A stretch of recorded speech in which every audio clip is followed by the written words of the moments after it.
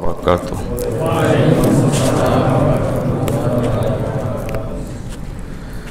نحمده ونصلي على رسوله الكريم أما بعد فأعوذ بالله من الشيطان الرجيم بسم الله الرحمن الرحيم ولو بسط الله رزق لعباده لبغوا في الأرض ولكن ينزل بقدر من يشاء إنه بعباده خبير بصير. بارك الله لنا ولكم في القرآن العظيم ونفعنا به. أستغفر الله لي ولكم ولسائر المسلمين إنه هو الغفور الرحيم. اللهم صل على سيدنا محمد وعلى آل سيدنا محمد وبارك وسلم.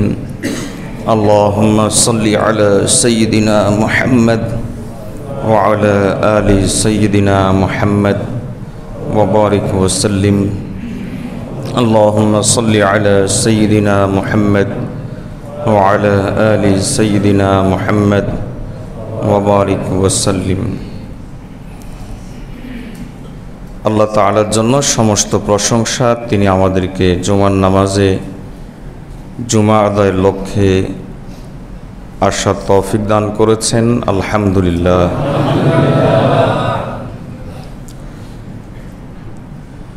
কিছুদিন থেকে একটা বিষয় বারবার সামনে আসছে, সেটা হলো অনেকেই এখন রিজিকের সংকটে আছেন। চাকরি বাকরি নেই, সমস্যা, ব্যবসা বাণিজ্য মন্দা, নানাজন নানা রকম সমস্যা ভুগছেন। এই সংক্রান্ত একটা ছোট্ট কারগুজারি সামনে এসেছে এবং সেটা অন্তরে রেখাপাত করেছে। একটা মাদ্রাসায় একজন অভিভাবক ভর্তি করাতে আসলেন তার সন্তানদেরকে, 2-3 সন্তান। তো তাকে একটা পর্যায়ে বলা হলো যে মাদ্রাসার ফি হলো এত, মাসিক বেতন, বোর্ডিং ইত্যাদি মিলিয়ে। বললেন যে আমি দিতে পারবো না। তখন তাকে বলা হলো বিকল্প একটা পথ আছে, সেটা হলো আমরা গোরাবা ফান্ড থেকে, জাকাত ফান্ড থেকে ব্যবস্থা করি, আপনি সেটার উপযুক্ত কিনা। সে বলল যে উপযুক্ত, দেন। এরপরে কারণ হিসাবে বলল আমার ঢাকা বাড়ি আছে কিন্তু ভাড়াটিয়া নাই, ভাড়া দিতে পারছি না, ফ্ল্যাটগুলো খালি যাচ্ছে এবং কিছু ঋণ টিন আছে, সব মিলিয়ে খুব সংকটে আছে, এখন চলাটাই কষ্ট হচ্ছে। বাহ্যিক দৃষ্টিতে এটা আমাদের কাছে দৃষ্টিকটু মনে হচ্ছে, কিন্তু বাস্তবতা হলো হয়তো এমন যে আসলেই সে সমস্যা আছে যেটা আমরা বুঝতে পারছি না। বাহ্যিক কিছু সম্পদ দেখা গেলেই যে সে ধনী হয়ে যায় এমনটা নয়।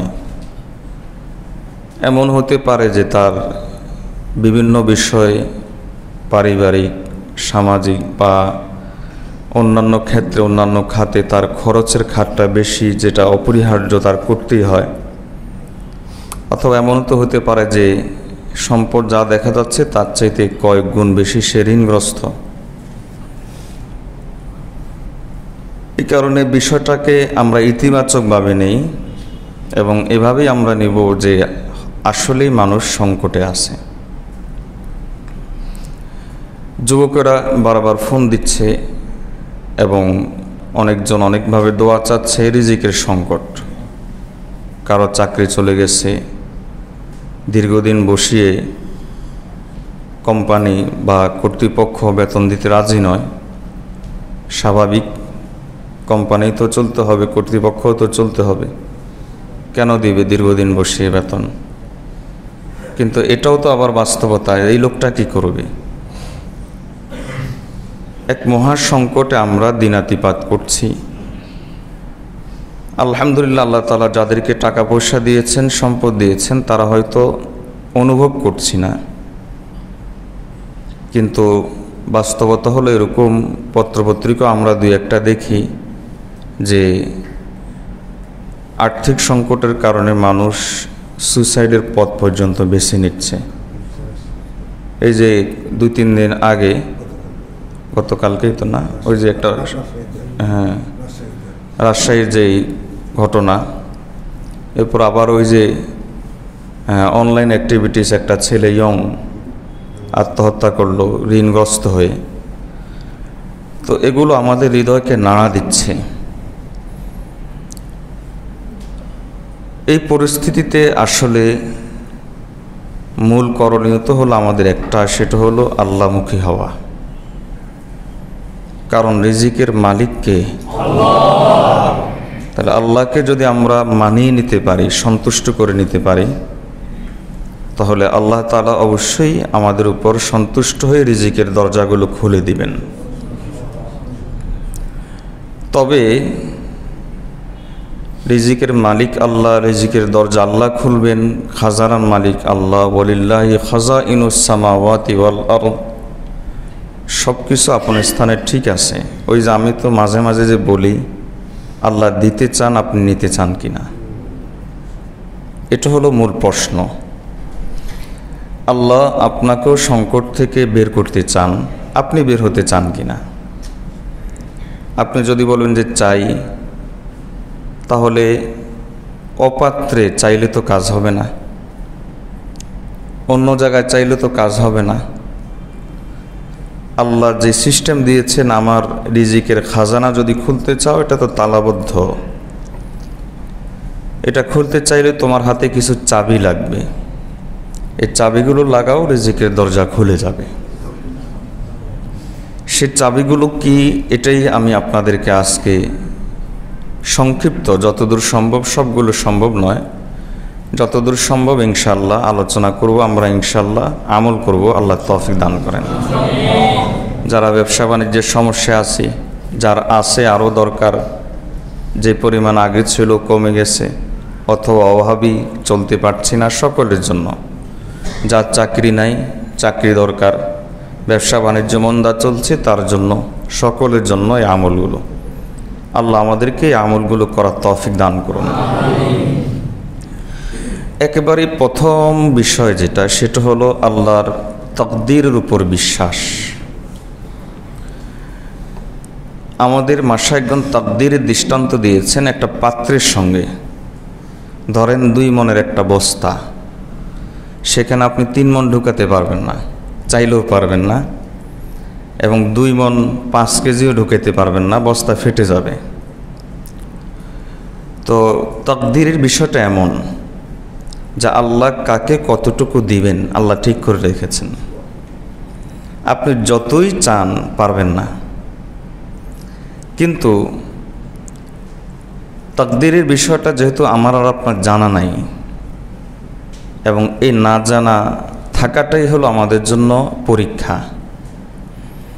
এবং আমরা যদি তাকদীরের ভালো মন্দকে বিশ্বাস করি, আল্লাহ আমাকে যে সংকট দিয়েছেন, আমি আমল করে যাচ্ছি, চেষ্টা করে যাচ্ছি, এরপরও সংকট থেকে বের হতে পারছি না, তাহলে আপনার প্রতি প্রশ্ন, একজন মুমিন হিসাবে এর উত্তর অবশ্যই আপনি এভাবে দিবেন যে, যদি প্রশ্ন করা হয় আমাদের জীবন কি এখানেই শেষ না সামনে আরও আছে, তাহলে একজন মুমিন হিসাবে আমরা অবশ্যই এই উত্তরটা দেব যে আমাদের এই জীবনটাই শেষ নয়, বরং এই জীবনটা, এটা তো সামান্য মাত্র।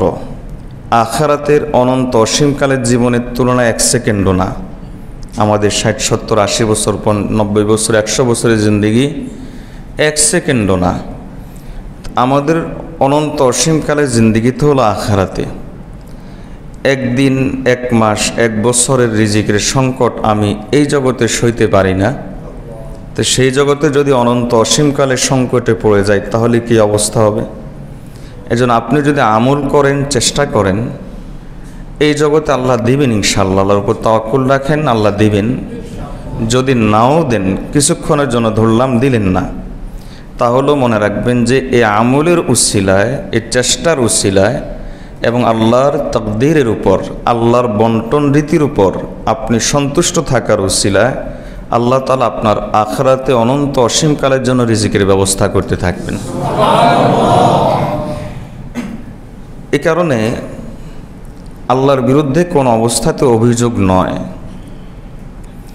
অনেকের ভাষার ধরেন এমনটা হয় যে কেমন যেন আল্লাহর বিরুদ্ধে সে অভিযোগ করে, হুজুর আমি নামাজ পড়ি, বিবি নামাজ পড়ে, এত সৎভাবে চলি, এরপরও রিজিকের সংকট কেন কাটে না। এটা অভিযোগের ভাষা।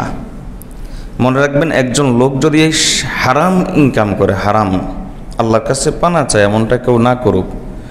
একজন লোক যদি হারাম ইনকাম করে, হারাম ইনকাম করার কারণে তার যে পরিমাণ গুনাহ হচ্ছে, একজন লোক একেবারে সৎভাবে জীবন যাপন করে যদি তাকদীরের উপর আপত্তি করে, তাহলে তার গুনাহ এর চাইতে 1 গুণ নয়, কোটি গুণ বেশি হচ্ছে।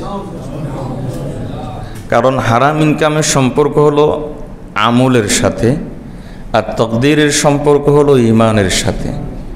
আর আমরা জানি যে আমলের চাইতে ঈমানের প্রায়োরিটি বেশি। সুতরাং কোনো ব্যক্তি যদি ঈমানের উপর আপত্তি করে যে আল্লাহ কেন আমাকে সংকটে রাখলেন, তাহলে তাকে প্রশ্ন যে আল্লাহ কি আপনাকে টাকা পয়সা দিতে বাধ্য? আপনি কি আল্লাহর কাছে টাকা পয়সা জমা রেখেছেন? আল্লাহর কাছে কি আপনার এই চুক্তি আছে যে আপনাকে আল্লাহ দিতে হবে? আল্লাহ কি বাধ্য? আল্লাহ তো হলেন স্বাধীন, ফাআলুল লিমা ইউরিদ। তিনি যাকে চান দেন, যাকে চান না দেন না। বরং আল্লাহ তাআলা একটা তথ্য পেশ করেছেন, আজীব এক তথ্য। আল্লাহ বলেন যে কিছু বান্দা এমন আছে, ওয়ালাউ বাসাতাল্লাহু রিজকা লিইবাদিহি লাবাগাউ ফিল আরদি, যে এখন এই হয়তো নামাজ পড়ে 5 ওয়াক্ত, অথবা মাঝে মাঝে পড়ে, মাঝে মাঝে ছাড়ে, একটু দিনের সাথে জুড়ে থাকার চেষ্টা করে, কিছু আল্লাহমুখী হয়, কিছু দোয়া করে, কিছু ইস্তেগফার ইত্যাদি আমল করে। আমি যদি এর রিজিকটাকে প্রশস্ত করে দেই, সে যদি ধনী হয়ে যায়, তার আর্থিক অবস্থা যদি ভালো হয়ে যায়, তাহলে আমি আল্লাহ জানি লাবাগাউ ফিল আরজি, এই জমিনের মধ্যে ফিতনা ফাসাদ তৈরি করবে, সন্ত্রাসী হয়ে যাবে। জমিনের মধ্যে সে ফিতনা তৈরি করবে, বিশৃঙ্খলা তৈরি করবে, বাহিনী তৈরি করবে, গ্যাং তৈরি করবে, এবং সে আরও বেশি কামানোর জন্য সে চেষ্টা করবে, জমির মধ্যে ফিতনা ফাসাদ সৃষ্টি করবে। এজন্য আমি আল্লাহ কি করি যে আমি আল্লাহ তার রিজিকটাকে সংকুচিত করে নেই, এবং আমি চাই, আমি তো তাকে ভালোবাসি, এজন্য আমি চাই যে সে যেন নাফরমান হতে না পারে। আগে তার সম্পদ কম ছিল, টেলিভিশনের সাইজটা ছোট ছিল, সম্পদ বেড়ে গেছে, সাইজ বড় হয়ে গেছে। এরপর আগে তার নাফরমানের সংখ্যা কম ছিল, সম্পদ বেড়ে গেছে, নাফরমানের সংখ্যা বেড়ে গেছে। কত ধরনের কতভাবে যে নাফরমানি হয় আল্লাহ ভালো জানেন, এবং আমরা সেটা দেখতেও পাই। তা আল্লাহ বলেন যে আমি আল্লাহ যেহেতু তাকে ভালোবাসি, এজন্য আমি আল্লাহ যতটুকু চাই ততটুকু তার জন্য রিজিক নাজিল করি। কারণ ইন্নাহু বিইবাদিহি খাবিরুম বাসীর, আমি আল্লাহ বান্দা সম্পর্কে জানি এবং তাকে দেখতে পাচ্ছি। এজন্য আমি চাই না যে সে আমার নাফরমান হয়ে যাক, আমি চাই না সে সম্পদ পেয়ে কারুন হয়ে যাক, আমি চাই না সে ক্ষমতা পেয়ে ফেরাউন হয়ে যাক। এজন্য আমি আল্লাহ সংকুচিত করে রাখি। তো যাদেরকে আল্লাহ তাআলা ইবাদত করার পরেও, আমল করার পরেও রিজিক দেন না, মনে রাখবেন যে এটাও আল্লাহর ভালোবাসার একটা নিদর্শন। এর কারণ হলো এই যে একটা ছোট বাচ্চা ধরেন সে জ্বরাক্রান্ত, আইসক্রিম চাচ্ছে, এখন মায়ের কাছে বাবার কাছে সে কান্নাকাটি করছে যে আমাকে একটা আইসক্রিম দেন, কিন্তু সে জ্বরে আক্রান্ত। বলেন তো, যতই কান্দুক তখন কি মা বাবা তাকে আইসক্রিমটা দিবে? তা আপনি চাচ্ছেন রিজিক, আপনি চাচ্ছেন চাকরি, আপনি চাচ্ছেন ব্যবসায় ভালো হওয়া, আপনি গেইনার হতে চাচ্ছেন, ব্যবসায় গেইন করতে চাচ্ছেন, কিন্তু আল্লাহ জানেন যে এটা করলেই আপনি নাফরমান হয়ে যাবেন। অথচ আল্লাহ আপনার কোন একটা ইবাদত কবুল করে রেখেছেন, আপনার জন্য জান্নাতের ফয়সালা করে রেখেছেন। এখন আপনাকে এই সম্পদটা দিলেই আপনি নাফরমান হয়ে যাবেন, জান্নাতটা হারিয়ে ফেলবেন। এজন্য আপনি যতই কাঁদবেন আল্লাহ দিবেন না, কিন্তু এই কান্দার উসিলা আল্লাহ আখিরাতে আপনার বাড়াতে থাকবেন। এটাও একটা ব্যাপার আছে, এজন্য তাকদীরের উপর বিশ্বাস। আবার অনেকে করে কি, বলে হুজুর যদি সম্পদ হইতো তাহলে দিনের কত কাজ না করতাম। মনে রাখবেন আল্লাহর সামনে কখনো মুলা ঝুলাইয়েন না। আল্লাহর সামনে মুলা ঝোলানোর দরকার নাই। এর কারণ কি বলেন তো? আল্লাহ তাআলা কি কখনো সম্পদের মুখাপেক্ষী? আমার যদি টাকা থাকতো, হুজুর আপনি মাদ্রাসার জন্য যে এভাবে দোয়া করেন, এরকম এসে আমাদেরকে বলে যে টাকা থাকতো হুজুর মাদ্রাসার জন্য যদি বলেন, বিশ্বাস করেন তাহলে আমি সব টাকা এই মাদ্রাসার জন্য দিয়ে দিতাম। মনে রাখবেন, আল্লাহর সামনে এভাবে কখনো মুলা ঝুলাবেন না। হ্যাঁ, আপনি এভাবে নিয়ত করতে পারেন, নিয়তকে শুদ্ধ করবেন। এভাবে নিয়ত করতে পারেন যে যদি আল্লাহ কখনো টাকা পয়সা দেয়, নেক আমল করব, টাকা পয়সা দিয়ে নেক আমল করব। কিন্তু যদি আল্লাহ দেন তাহলে আমি করব। এখানে এই ভাষাটার মধ্যে যদিও কোনো ব্যবধান নাই, কিন্তু আপনার মানসিকতার মধ্যে ব্যবধান থাকতে পারে। যে আপনার মানসিকতা হলো দিলে আপনি করবেন, আর না দিলে করবেন না, তাহলে এটাও তাকদীরের উপর আপত্তি, এটাও আল্লাহর সঙ্গে এক প্রকার বেয়াদবি। আর যদি মানসিকতা এমন হয় কেবলমাত্র নিয়ত যে আল্লাহ যদি সম্পদ দেন, যা দিয়েছেন তার উপর আলহামদুলিল্লাহ সন্তুষ্ট আছে, আরও যদি দেন তাহলে আরও করব। এখন এই নিয়তটার উপর আপনি কতটুকু পালন করবেন সেটা আপনার বর্তমান থেকে বোঝা যাবে। আপনার বর্তমানে পকেটে আছে 500 টাকা, আপনি সেখান থেকে 50 টাকা খরচ করতে পারেন না, তাহলে আপনার কাছে যদি 5 কোটি টাকা আসে, আপনি যে 5 লাখ টাকা খরচ করবেন এর কি নিশ্চয়তা? আপনি তো তখন আরও বড় কৃপণ হবেন। এজন্য আল্লাহর সামনে মুলা ঝুলাবেন না। আর নিয়তটাকে এভাবেও সহি করতে পারি যে ওগো আল্লাহ একটা বড় মাদ্রাসা করব, অথবা ওগো আল্লাহ এই বড় কাজটা করব। আপনি 1 কোটি টাকার নিয়ত করেন না, কোনো অসুবিধা তো নাই। ওগো আল্লাহ আমি 1 কোটি টাকার এই কাজটা করব, দিনের কাজ করব। আপনার কাছে নাই, সমস্যা নাই, শর্ত দিন না যে যদি হয় তাহলে করবো, এরকম না। ওগো আল্লাহ করব, তাহলে হবে কি? আপনি হয়তো 1 টাকার মালিক, কিন্তু আল্লাহ তাআলা আপনাকে দিয়ে 1 কোটি টাকার কাজ নিয়ে নেবেন। আর যদি নাও নেন তাহলেও আল্লাহ তাআলা আপনাকে এই 1 কোটি টাকার কাজের সব দিয়ে দেবেন। তাহলে লস নাই, নিয়তে কোনো লস নেই। আল্লাহ আমাদেরকে আমল করার তৌফিক দান করুন। রিজিকের দরজা খোলার 2 নম্বর রাস্তা, 2 নম্বর রাস্তা হলো অনেকেই আছে অলস প্রকৃতির। দেখবেন যে কোনো কাজে যদি আপনি 1টা বাজে আসতে বলেন, তাহলে আসবে আসরের সময়। বলবেন যে হয়তো যে আসেন বাইতুল ফালা জোহর পড়ি, তারপরে 3টা বাজে ফোন দিবে, বলবে যে আসলে ভুলে গেছি। আচ্ছা ঠিক আছে, আসরের সময় আসবো। হয়তো আসরের সময়ও আপনি যথাসময় এসেছেন, সে হয়তো আর আধা ঘন্টা পরে এসেছে। আছে না এরকম কিছু লোক যে খুব অলস প্রকৃতির, ধীর গতিতে চলে, কি করে সে নিজেও জানে না, কিন্তু টেনশন করে আমার রিজিক নাই, টেনশন করে আমার চাকরি নাই। বলেন তো, এই লোক চাকরি, এই লোক রিজিক, এই লোক ব্যবসা ভালো করবে, এটা কখনো সম্ভব নয়। কারণ মনে রাখবেন, অলস মানুষের জন্য না দুনিয়া না আখিরাত, এটা মনে রাখবেন। সাহাবায়ে কেরাম রাদিয়াল্লাহু তাআলা আজমাইন, আমি মাঝে মাঝে বলি যে তাদের একটা অন্যতম গুণ ছিল, তারা অলস ছিলেন না। আর আব্দুল্লাহ ইবনে আব্বাস রাদিয়াল্লাহু তাআলা আনহুর কাছে এক লোক আসলো, এসে বলল যে হযরত আমি খুব অলস, কাজ করতে পারি না। তিনি এত রাগ করলেন এবং বললেন যে আমরা সাহাবায়ে কেরামের বক্তব্য শোনো, আমরা একথা অপছন্দ করি আইয়াকুলান নাস আন্নী কাসলান, যে একজন লোক বলবে যে আমি অলস, এই কথাটা বলাটাকে আমরা পছন্দই করি না। একজন মুমিন কখন অলস হতেই পারে না। তো অনেকে আছে অলস, কিন্তু টেনশন করে আমার তো কিছু নাই। আর আপনি কিছু একটা করেন, আবার শরম করে, স্ট্যাটাস মেনটেন করে, আমি যদি এই কাজটা করি তাহলে মানুষ কি বলবে। মনে রাখবেন যে হালাল ইনকাম ব্যাপারে যে ব্যক্তি, হালাল ইনকাম করার ব্যাপারে যে ব্যক্তি লজ্জা করে, সে ব্যক্তির অন্তর অহংকার আছে। হালাল ইনকামে কোনো লজ্জা নাই, সেটা যে কাজ দিয়ে হোক, আপনি যে কাজ পারবেন, যেটা করতে পারবেন, করা শুরু করে দিবেন। আল্লাহ তাআলা এটা কিভাবে যেন আমাদের ভিতরে ঢুকে গেছে, বস্তুবাদী চিন্তা। অথচ যাদের দেশে বস্তুবাদ সবচাইতে বেশি, তাদের দেশে এই চিন্তাগুলো নাই। ইউরোপ আমেরিকাতে বস্তুবাদ সবচাইতে বেশি, কিন্তু তাদের দেশে এই চিন্তা নাই, যে কোনো কাজ যে কোনো ব্যক্তি করে। আর আমাদের দেশে এই জাতীয় চিন্তা কোত্থেকে যে আসছে আল্লাহ ভালো জানে।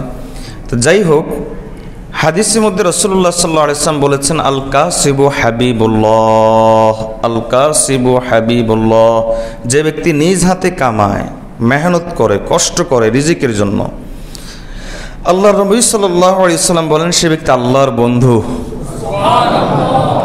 আচ্ছা, ফরজ, এই যে একটা ফরজ শব্দটা আমি আপনাদেরকে বললাম, এটা কি কোনো ব্যবসায়ের পরিভাষা, কোনো ব্যবসায়িক শব্দ, না কোনো রাজনৈতিক পরিভাষা? এটা কোনো ব্যবসায়িক পরিভাষা নয়, রাজনৈতিক পরিভাষা নয়, এটা ইবাদতের পরিভাষা। আর নবী সাল্লাল্লাহু আলাইহি ওয়াসাল্লাম বলেছেন যে হালাল রিজিক তালাশ করা ফরিদাতুম বাদাল ফরাইজ, নামাজ, রোজা, হজ, যাকাত, এই যে প্রসিদ্ধ হজ ইবাদতগুলো আছে, এগুলোর পরে একটা ফরজ ইবাদত হলো হালাল রিজিক তালাশ করা। তাহলে বোঝা গেল হালাল রিজিক তালাশ করা হাজার হাজার সুন্নত, হাজার হাজার নফলের চাইতে অনেক বেশি উত্তম ইবাদত। তো এই জন্য আপনি কখনো কোনো বিষয়ে শরমাবেন না, লজ্জা করবেন না এবং অলস থাকবেন না। পারবো না ইনশাল্লাহ? একটা ছোট্ট ঘটনা মনে পড়লো। আব্দুল্লাহ ইবনে মুবারক রহমতুল্লাহ আলাইহি এবং আরেক ব্যক্তি একসাথে হজে যাচ্ছিল, দুইজন হজে যাচ্ছিলেন। তো প্রতিমধ্যে দেখতে পেলেন, লক্ষ্য করার উদ্দেশ্যে নয়, এমনি তারা দেখতে পেলেন যে একটা পাখির বাচ্চা আহত হয়ে পড়ে আছে, তার হাত পা সবগুলো ভাঙা। এখন ওই আব্দুল্লাহ ইবনে মুবারক রহমতুল্লাহর সাথী আব্দুল্লাহ ইবনে মুবারককে বললেন যে হযরত, এই পাখির বাচ্চাটা বাঁচবে কীভাবে, সে কীভাবে রিজিক পাবে? একটু পরেই দেখতে পেলেন যে আরেকটা পাখি এসে তার মুখে খাবার দিয়ে যাচ্ছে। তো এটা দেখে ওই লোকটা বলল যে আল্লাহু আকবার, আল্লাহ তাআলা তারও রিজিকের ব্যবস্থা করে দিচ্ছেন। এজন্য আল্লাহ যদি আমাকেও এভাবে রিজিকের ব্যবস্থা করে দিতেন, এভাবে সে আল্লাহর কাছে আশা করল। আব্দুল্লাহ ইবনে মুবারক রহমতুল্লাহ তখন ওই লোককে শুধরে দিলেন, সংশোধন করে দিলেন, বলেন যে ও আল্লাহর বান্দা, আহত পাখি না হয়ে বনি আদম হও, আহত পাখি না হয়ে মানুষ হও। মানুষ হওয়ার অর্থ হলো তুমি চেষ্টা করো, দোয়া করো। চেষ্টা নাই, দোয়া নাই, তুমি আল্লাহর কাছে রিজিক চাচ্ছ, তাহলে কোত্থেকে আসবে? তো এই জন্য রিজিকের দরজা আপনি নক করেছেন, এটা একটা আলামত হলো আল্লাহর খাজানা আপনি নক করেছেন, এটা একটা আলামত হলো আপনার চেষ্টা থাকতে হবে। চেষ্টা থাকলেই তো আল্লাহ তাআলা আপনার জন্য দরজা খুলবেন। আল্লাহ আমাদেরকে এটাও বোঝার তৌফিক দান করুন। তাহলে 1 নম্বর আমল হলো তাকদীরের উপর বিশ্বাস। বলেন 1 নম্বর আমল কি?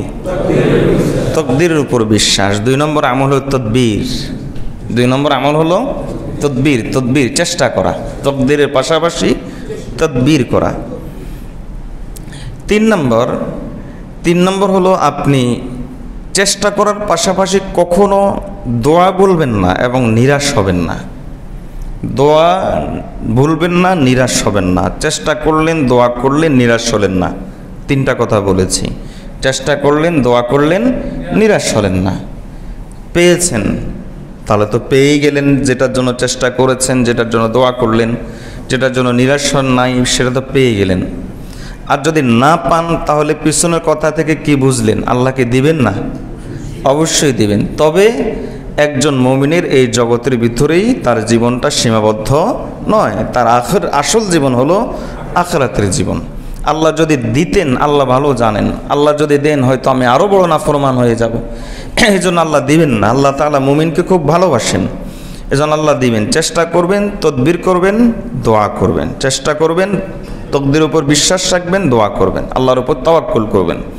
এভাবে যদি আল্লাহ তাআলার উপর তাওয়াক্কুল রাখতে পারেন, চেষ্টা করতে পারেন, দোয়া করতে পারেন, আল্লাহ তাআলা বলেন ওয়ামান ইয়াত্তাকিল্লাহা ইয়াজআল লাহু মাখরাজা ওয়া ইয়ারযুকুহু মিন হাইসু লা ইয়াহতাসিব ওয়ামান ইয়াতাওয়াক্কাল আলাল্লাহি ফাহুয়া হাসবুহু ইন্নাল্লাহা বালিগু আমরিহি ক্বাদ জাআলাল্লাহু লিকুল্লি শাইইন কদরা। যে ব্যক্তি এভাবে করতে পারে, আল্লাহ তাআলা বলেন যে আমি আল্লাহ তার জন্য রিজিকের সংকট থেকে বের হওয়ার রাস্তা বের করে দেব। কে বলেছেন এটা? আল্লাহ তাআলা। আর যে ব্যক্তি আল্লাহর উপর এভাবে পরিপূর্ণ তাওয়াক্কুল করতে পারবে, নবীজি সাল্লাল্লাহু আলাইহি সাল্লাম বলেন যে আল্লাহ তাআলা বলেন যে আমি আল্লাহ তার জন্য যথেষ্ট হয়ে যাব। পারবো না ইনশাআল্লাহ? তাহলে 3 নম্বর আমল হলো আল্লাহর উপর তাওয়াক্কুল করা। তাওয়াক্কুলের আলামত হলো দোয়া। আপনি যে দোয়া করেছেন, এটা হলো তাওয়াক্কুলের আলামত। 4 নম্বর আমল। 4 নম্বর আমল হলো বেশি করে ইস্তেগফার করবেন। বলেন কি? ইস্তেগফার। এই বিষয়ে আপনারা আগেও কিছু কথা শুনেছেন, আলহামদুলিল্লাহ। বেশি করে ইস্তেগফার করবেন। এবং আমি আপনাদেরকে একটা তথ্য শোনাই, ইস্তেগফারের বদৌলতে রিজিকের সংকট খুলে গেছে। আপনার বাড়ি ভাড়া হয়ে যাবে, আপনার ব্যবসা ভালো হয়ে যাবে, আপনি চাকরি পেয়ে যাবেন, ইত্যাদি ইত্যাদি। রিজিকের সংকট খুলে গেছে, এই অভিজ্ঞতা মানুষ আমার কাছে শেয়ার করেছে, একটা নয় কমপক্ষে 10টা, কম বলেছি হয়তো, কমপক্ষে 10টা মানুষ, এবং এক একটার কারগুজারি আপনাদেরকে যদি শোনায় আপনারা আশ্চর্য হবেন। ইস্তেগফারের বদৌলতে আল্লাহ তাআলা কীভাবে মানুষের সমস্যার সমাধান দিয়ে দেন। নবীজি সাল্লাল্লাহু আলাইহি ওয়াসাল্লাম হাদিসের মধ্যে চমৎকার করে বলেন, ক্বালা রাসূলুল্লাহ সাল্লাল্লাহু আলাইহি ওয়াসাল্লাম মান লাযিমাল ইস্তিগফারা জাআলাল্লাহু লাহু মিন কুল্লি দাইকিন মাখরাজা ওয়া মিন কুল্লি হাম্মিন ফারাজা ওয়া রাযাকাহু মিন হাইসু লা ইয়াহতাসিব। যে ব্যক্তি বেশি করে ইস্তেগফার করবে আল্লাহ তাআলা তার সকল সংকট দূর করে দিবেন, সকল টেনশন, সকল পেরেশানি দূর করে দিবেন, অগণিত অসংখ্য সংখ্যায় রিজিক দান করবেন।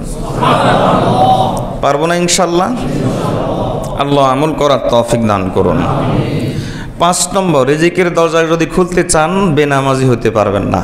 বিশেষ করে যে লোকটা ফজরের নামাজ পড়ে সেই লোকটার টেনশন সারা জিন্দেগি যাবে না। আমি কথাটা আবার বলছি, যে লোকটা ফজরের নামাজ পড়ে না, যে লোকটা ফজরের নামাজ পড়ে না সেই লোকটার টেনশন সারা জিন্দেগি যাবে না। আমি কথাটা আবার বলছি, খুব ভালো করে শুনেন, মনে গেঁথে নেন।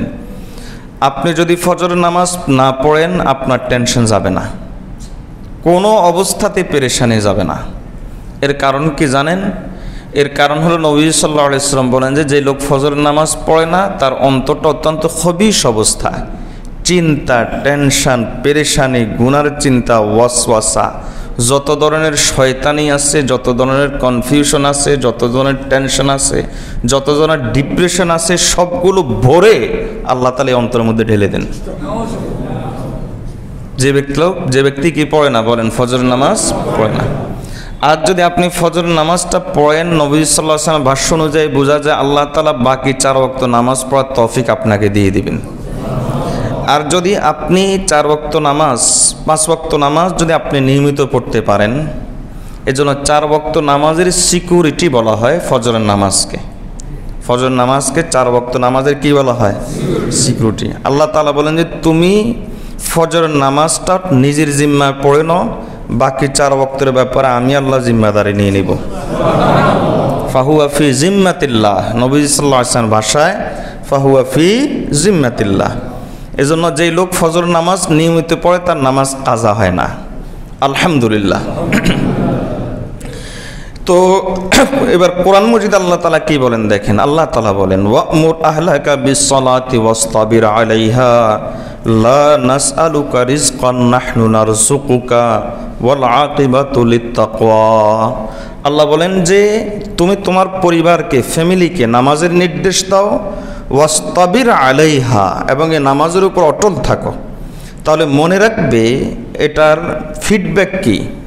নামাজের নির্দেশ যদি তুমি তোমার পরিবারকে দাও, পরিবার যদি নামাজের উপর অটল থাকে, তাহলে এটার ফিডব্যাক কি? এটার ফিডব্যাক হলো আমি আল্লাহ তোমার কাছে রিজিক চাবো না, রিজিক চাইও না, বরং উল্টা এর পরিবর্তে আমি আল্লাহ তোমাদেরকে রিজিক দিব। আর আখিরাতের তো ফায়দা আছেই। আমি আল্লাহ তোমাদেরকে রিজিক দিব, এবং এর ফিডব্যাক আরেকটা হলো যে আমি আল্লাহ তোমাদের অন্তরে তাকওয়া ঢুকিয়ে দেব, ওয়াল আকিবাতুল লিত-তাকওয়া, আর শেষ হাসিটা তো মুত্তাকিরই হাসবে। শেষ সফলতা তো, আসল চূড়ান্ত সফলতা তো মুত্তাকিদের জন্য। এজন্য নামাজ পড়বো তো ইনশাআল্লাহ, নিজেও পড়বেন, পরিবারকে পড়াবেন। আপনি পড়লেন, আপনার বউ পড়লো না, রিজিকের সংকট কাটবে না। আপনি পড়লেন, আপনার সন্তান পড়লো না, রিজিকের সংকট কাটবে না। রিজিকের সংকট যদি কেটেও যায় অন্য পেরেশানি যাবে না। এজন্য নামাজ পড়বেন। আল্লাহ তৌফিক দান করুন। রিজিকের সংকট দূর করার জন্য অথবা রিজিকের দরজাগুলো খোলার জন্য আরেকটা রাস্তা হলো আপনি আত্মীয় স্বজনের সাথে ভালো আচরণ করবেন। এই সময় আপনি আত্মীয় স্বজনের খোঁজ নেবেন, ভালো আচরণ করবেন, আল্লাহ তাআলা রিজিকের সংকট দূর করে দিবেন। নবী সাল্লাল্লাহু আলাইহি ওয়াসাল্লাম বলেন মান সাররাহু আইয়ুবসাতা লাহু ফি রিজকিহি আও ইউনশা লাহু ফি আসরিহি ফালইয়াসিল রাহিমাহু, বুখারীর হাদিস। যে ব্যক্তি চায় তার রিজিকের প্রশস্ততা আসুক, নবীজি বলেন যে ব্যক্তি চায়, মান সাররাহু, যে ব্যক্তি এটা জেনে খুশি হয়, যদি এটা পেয়ে যে ব্যক্তি খুশি হতে চায় যে তার রিজিক প্রশস্ত হয়ে যাক, তাহলে নবীজি বলেন যে তাহলে সে যেন আত্মীয় স্বজনের সাথে ভালো আচরণ করে। আত্মীয় স্বজনের খোঁজ খবর নেবেন, ভালো আচরণ করবেন। আর রিজিকের দরজা খোলার আরেকটা পথ হলো কিছু সময় আল্লাহর জন্য দেওয়া। ব্যস্ত তাহলে মনে রাখবেন আপনার ব্যস্ততা কখনো যাবে না। এই ব্যস্ততার ফাঁকে কিছু সময় আপনি আল্লাহর জন্য দিয়েছেন, তাহলে আল্লাহ তাআলা আপনার 2 হাত, নবীজির ভাষায় আল্লাহ বলেন হাদিসে কুদসি, আল্লাহ তাআলা আপনার 2 হাত আমলা ও সাদরাকা গিনান ওয়া আসাদ্দু ফাকরাকা, আল্লাহ নিজেই বলেন আমি তোমার 2 হাত প্রশস্ততা দ্বারা ভরপুর করে দিব এবং তোমার ফকিরি দরিদ্রতা আমি দূর করে দিব, বন্ধ করে দিব। এজন্য কিছু সময় আল্লাহর জন্য দেওয়া। পদ্ধতি কি? যেমন আপনি সকাল সন্ধ্যায় কিছু জিকির করলেন, এটা আল্লাহর জন্য সময় দেওয়া হলো। আপনি তাহাজ্জুদের নামাজ কিছু পড়লেন, অতিরিক্ত ফরজ নামাজের অতিরিক্ত যেগুলো আছে সেগুলো আপনি করলেন, এটাও আপনি আল্লাহর জন্য সময় দিয়েছেন। আপনি ফরজ নামাজ পড়া আপনার দায়িত্ব, আর অতিরিক্ত যে কিছু সময় দিলেন সেটাই হলো আল্লাহর জন্য দিয়েছেন বলে মনে হবে। আপনি 3 দিনের জন্য তাবলিগে চলে গেলেন, দাওয়াতের কাজে চলে গেলেন, আল্লাহর জন্য সময় দেওয়া হয়ে গেল। আপনি কোনো একজন আলেমের কাছে গেলেন একটা মাসালার জন্য, আল্লাহর জন্য সময় দেওয়া হয়ে গেল। এভাবে যদি আপনি আল্লাহর জন্য কিছু সময় দিতে পারেন, আল্লাহ আপনার রিজিকের দরজা খুলে দিবেন। পারবো না ইনশাআল্লাহ? গরিবদের সাথে সদাচরণ করবেন। গরিব, রিক্সাওয়ালা, দিনমজুর, এদের সাথে আপনি সদাচরণ করুন। আপনার বাসার কাজের মেয়ে, কাজের ছেলে, এদের সাথে সদাচরণ করবেন। ড্রাইভার, এদের সাথে সদাচরণ করবেন। আমরা অনেক সময় এই সমস্যায় পড়লে ড্রাইভার বিদায় দেই, কাজের ছেলে মেয়ে বা কাজের লোককে আমরা বিদায় দিয়ে দিই। অথচ নবী সাল্লাল্লাহু আলাইহি ওয়াসাল্লাম বলেন যে হাল তুনসারুনা ওয়া তুরজাকুনা ইল্লা বিদুআফাইকুম, এই যে তোমার সাথে সম্পৃক্ত যে দুর্বল লোকগুলো আছে, তোমার পরিচিত, তোমার কাজ করে বা এরা, এই যে তোমার সাথে সম্পৃক্ত যে দুর্বল লোকগুলো আছে, এদের বরকতেই আল্লাহ তাআলা তোমাকে সাহায্য দেন এবং এদের বরকতেই ওয়া তুরজাকুনা, এদের বরকতেই আল্লাহ তাআলা তোমাদেরকে রিজিক দান করেন। আমি মনে রাখবেন যে আপনি পরীক্ষা করে দেখবেন, কথার কথা আপনি আর্থিক সংকটে পড়ে আপনার একটা কাজের লোকটাকে বিদায় করে দিলেন। আপনার কাজের লোক ছিল আগে, আর্থিক সংকটে পড়ে, আর্থিক সংকট মানে হয়তো তাকে দিয়ে কোনো কাজ হচ্ছে না, তাকে দিয়ে কোনো ফায়দা হচ্ছে না, এজন্য আপনি তাকে বিদায় দিয়ে দিলেন। আর্থিক সংকট এর অর্থ হলো এইটা, আপনি তাকে বিদায় দিলেন। আপনি পাচ্ছেন না সেটা ভিন্ন কথা, ওটা হলো ভিন্ন স্রোত, এজন্য আপনি আল্লাহর কাছে জবাবদিহিতা করতে হবে না। তা আপনি পাচ্ছেন কিন্তু তাকে দিয়ে কাজ হচ্ছে না, কিন্তু সামনে হয়তো কাজ আছে, আপনি এরপরও তাকে অযথা বিদায় দিয়ে দিলেন। তাহলে আমি বলবো যে আপনি পরীক্ষা করে দেখবেন, আপনি দেখবেন যে আপনি আগের চাইতে বেশি সংকটে পড়ে গেছেন। এর কারণ হলো এই, আল্লাহ তাআলা এর উসিলায় আপনাকে এভাবে ভালো রেখেছিলেন, এই বিষয়ে এই উসিলায় আপনাকে ভালো রেখেছিলেন। কোরআন মজিদ আল্লাহ তাআলা বলেন, আয়াত মনে পড়লো, আল্লাহ তাআলা বলেন যে ওয়া তুরজাকুনা ইল্লা বিদুআফাইকুম, ঠিক আছে না? ওয়া তুরজাকুনা ইল্লা বিদুআফাইকুম, যে তোমাদেরকে আল্লাহ রিজিক দান করেন কার কারণে? এই দুর্বলদের উসিলা আল্লাহ তোমাদেরকে রিজিক দান করেন। আল্লাহ আমাদেরকে আমল করার তৌফিক দান করুন। যদি পরিবারে কোনো বিয়ে শাদীর উপযুক্ত ছেলে মেয়ে থাকে, বিয়ে শাদী করাই দিবেন। যুবকরা তো খুব খুশি হয়ে গেছে, পারবো না ইনশাল্লাহ? বিয়ে শাদী করাই দিবেন তো ইনশাল্লাহ? বিয়ে শাদীর উপযুক্ত থাকলে বিয়ে শাদী করাই দেবেন। অভিভাবকরা ইনশাল্লাহ বলতে রাজি না। বিয়ে শাদী করাই দিবেন, কারণ বিয়ে শাদী যদি কোনো পরিবারে লাগে, কোনো পরিবারে যদি বিয়ে শাদী লাগে, তাহলে আল্লাহ তাআলা ওই পরিবারের রিজিকের সংকট দূর করে দেন। ছেলে উপযুক্ত বউ নিয়ে আসছেন, ও বৌমার উসিলায় রিজিকের সংকট দূর হয়ে যাবে। মেয়েকে বিয়ে দিয়ে দিয়েছেন, মেয়ের উসিলায়, এই যে বিয়ে দেওয়ার উসিলায় বিয়ে শাদী হলে আল্লাহ তাআলা রিজিকের সংকট কমিয়ে দেন। বলেন তো, বিয়ে শাদীর উসিলায় তো আমরা এখন দুনিয়াতে এত মানুষ, যখন আরও কম মানুষ ছিল তখন রিজিকের সংকট ছিল না, এখন যে এত মানুষ পৃথিবীতে, রিজিকের সংকট আছে। আরও যদি বাড়ে রিজিকের সংকট আসবে, রিজিকের সংকট আসবে না। তাহলে বোঝা গেল যে বিয়ে শাদীর উসিলায় আল্লাহ তাআলা এই রিজিকের দরজাগুলোকে কিছুটা হলো কি রেখেছেন, খোলা রেখেছেন। তা আপনার পরিবারে যদি ওই কারণটা পাওয়া যায়, যে কারণে রিজিক আসে, তাহলে আপনার পরিবারেই তো আগে আসবে। এজন্য বিয়ে শাদী, অনেকে বলে যে আর ছেলে পায়ে দাঁড়ায় নাই, এখন বিয়ে করবে কেমনে? কেন? ছেলে 2 বছর বয়স থেকে তো পায়ে দাঁড়াইতেছে, এখনো পায়ে দাঁড়ায় নাই কেন? আল্লাহ তাআলা কোরআন মজিদের মধ্যে বলেন, আল্লাহ তাআলা কোরআন মজিদের মধ্যে বলেন যে তোমরা যদি এভাবে বিয়ে শাদী করো তাহলে আমি আল্লাহ ওয়া নাহনু নারযুকু, আমি আল্লাহ তোমরা যদি এভাবে বিয়ে শাদী করো তাহলে আমি আল্লাহ ওই বিয়ে শাদীর উসিলায় তোমাদের রিজিক বাড়িয়ে দিই। কোরআন মজিদের আয়াত আছে, পরিষ্কার আয়াত আছে। আল্লাহ তাআলা আমাদেরকে এটাও আমল করার তৌফিক দান করুন। পারবো না ইনশাআল্লাহ? সর্বশেষ একটা আমল বলি, সেটা হলো সূরা ওয়াকিআহ। সূরা, বলেন কোন সূরা? মনে থাকবে কোন সূরা? কখন পড়বেন? মাগরিবের নামাজের পরে, ঘুমানোর আগে যে কোনো সময় পড়ে নিলে হয়ে যাবে। এশার পরে পড়েন সেটাও তো মাগরিবের পরেই হলো, ঘুমানোর আগেও পড়েন সেটাও তো মাগরিবের পরেই হলো। কিন্তু মাগরিবের নামাজের পরের কথা বিশেষভাবে হাদিসের মধ্যে এসেছে। এই বিষয়ে একটা চমকপ্রদ ঘটনা এসেছে তাফসিরি কিতাবগুলোতে, ওই ঘটনাটাও শুনিয়ে দিই যে হযরত আব্দুল্লাহ ইবনে মাসউদ রাদিয়াল্লাহু তাআলা আনহু যখন অন্তিম শয্যায় শায়িত ছিলেন, একেবারে অসুস্থ এবং ওই রোগী তিনি মারা গেছেন, ওই সময় তার সাথে দেখা করতে আসলেন ওই সময়ের আমিরুল মুমিনিন খলিফাতুল মুসলিমিন, মুসলিম রাষ্ট্রের প্রধান শাসক হযরতে ওসমান রাদিয়াল্লাহু তাআলা আনহু। কে এসেছেন? হযরত ওসমান রাদিয়াল্লাহু তাআলা। হযরত ওসমান রাদিয়াল্লাহু তাআলা তার সাথে এসে দেখা করলেন। দেখা করে দেখলেন যে তিনি কষ্ট পাচ্ছেন অসুস্থতার কারণে। তখন তিনি তাকে বললেন যে মা তাশতা কি, আপনার অসুস্থতাটা কি, আপনার সমস্যাটা কি? তখন দেখেন সাহাবায়ে কেরাম কেমন চিন্তা করতেন আর আমরা কেমন চিন্তা করি। আব্দুল্লাহ ইবনে মাসউদ রাদিয়াল্লাহু তাআলা উত্তর দিলেন, জুনুবি, আমার একটাই সমস্যা, সেটা হলো আমার গুনাহ। আমার গুনার কারণে আমার সমস্যা, আর কোনো সমস্যা আমার নাই। তারা গুনাহ না করেও তারা গুনাহকে সমস্যা মনে করতেন, আর আমরা গুনাহ ডুবে থেকেও এটাকে সমস্যা মনে করি না। ওসমান রাদিয়াল্লাহু তাআলা বললেন যে ফামা তাশতাহি, আপনি কি চান, আপনার উইশ কি, আপনার কি চান? তখন তিনি বলেন রহমাত রব্বি, আমি আল্লাহ তাআলার রহমত চাই, আমি আমার রবের রহমত চাই। ওসমান রাদিয়াল্লাহু তাআলা বলেন যে আলা আমুরুকা বিত্তাবিব, একজন ভালো ডাক্তার এনে দেই, রাজ ডাক্তার, সরকারি ডাক্তার একজন এনে দিই। তখন তিনি উত্তর দিলেন আত-তাবিব, আমরা জানি ডাক্তারই তো অসুস্থ করছে, কোন ডাক্তার আনবা? আল্লাহু আকবার, ডাক্তারই তো অসুস্থ করেছেন, কোন ডাক্তার আনবেন? উনি কাকে বুঝিয়েছেন? তো ওসমান রাদিয়াল্লাহু তাআলা বলেন যে আপনার তো অনেক মেয়ে ছেলে নাই, আপনার মেয়েরা এখনো অবিবাহিত অনেক আছে, ওনার আবার অনেক সন্তান ছিল, সবগুলা মেয়ে ছিল।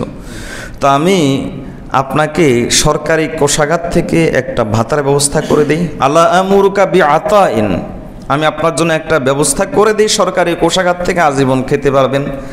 তখন তিনি বলেন যে লা হাজাতা লি ফিহি, এটা দরকার নাই আমার। তখন ওসমান রাদিয়াল্লাহু তাআলা বলেন যে আচ্ছা আপনার দরকার নাই না হয় হলো, আপনি কোনোভাবে চলে গেলেন, কিন্তু ইয়াকুনু লিল বানাতিকা মিন বাদিক, আপনার মেয়েদের তো একটা ফিউচার হবে, তাদের তো দরকার হবে। তখন আব্দুল্লাহ ইবনে মাসউদ রাদিয়াল্লাহু তাআলা বলেন যে আতাকশা আলা বানাতি, আপনি কি আমার মেয়েদের ফিউচারের ভয় করছেন? শুনেন, ইন্নী উমিরতু বিবানাতি ইয়াকরাউ কুল্লা লাইলাতিন সূরাতাল ওয়াকিআহ, আমি আমার মেয়েদেরকে নির্দেশ দিয়ে রেখেছি তারা যেন প্রতি রাতে সূরা ওয়াকিআ তেলাওয়াত করে, এটা আমি নির্দেশ দিয়ে রেখেছি। আর আমি এভাবে তাদেরকে নির্দেশ দেওয়ার পিছনে কারণ হলো, কারণ আমি রাসূলুল্লাহ সাল্লাল্লাহু আলাইহি ওয়াসাল্লাম থেকে শুনেছি মান ক্বারাআ সূরাতাল ওয়াকিআতি কুল্লা লাইলাতিন লাম তুসিবহু ফাকাহু ফাকাতুন আবাদা। নবীজি সাল্লাল্লাহু আলাইহি ওয়াসাল্লাম বলেন, যে ব্যক্তি সূরা ওয়াকিআ প্রতি রাতে তেলাওয়াত করবে আল্লাহ তাআলা কখনো তাকে দরিদ্র করবেন না। এজন্য আমি আমার মেয়েদেরকে সূরা ওয়াকিআ নির্দেশ দিয়ে রেখেছি, আপনার কোনো টেনশন করার দরকার নাই। আমরা এই আমলগুলো করবো তো ইনশাআল্লাহ। আরও কিছু আমল আছে, ইশরাকের নামাজ পড়া, লা হাওলা ওয়ালা কুওয়াতা ইল্লা বিল্লাহ পড়া, উমরা করা, হজ করা, এগুলো দ্বারা রিজিকের সংকট দূর হয়। আমরা এগুলো ইনশাআল্লাহ আদায় করার চেষ্টা করব প্রত্যেকের তৌফিক অনুপাতে। ওয়ামা আলাইনা ইল্লাল বালাগ, যারা সুন্নাত পড়েন নাই সুন্নাত পড়ে নেন।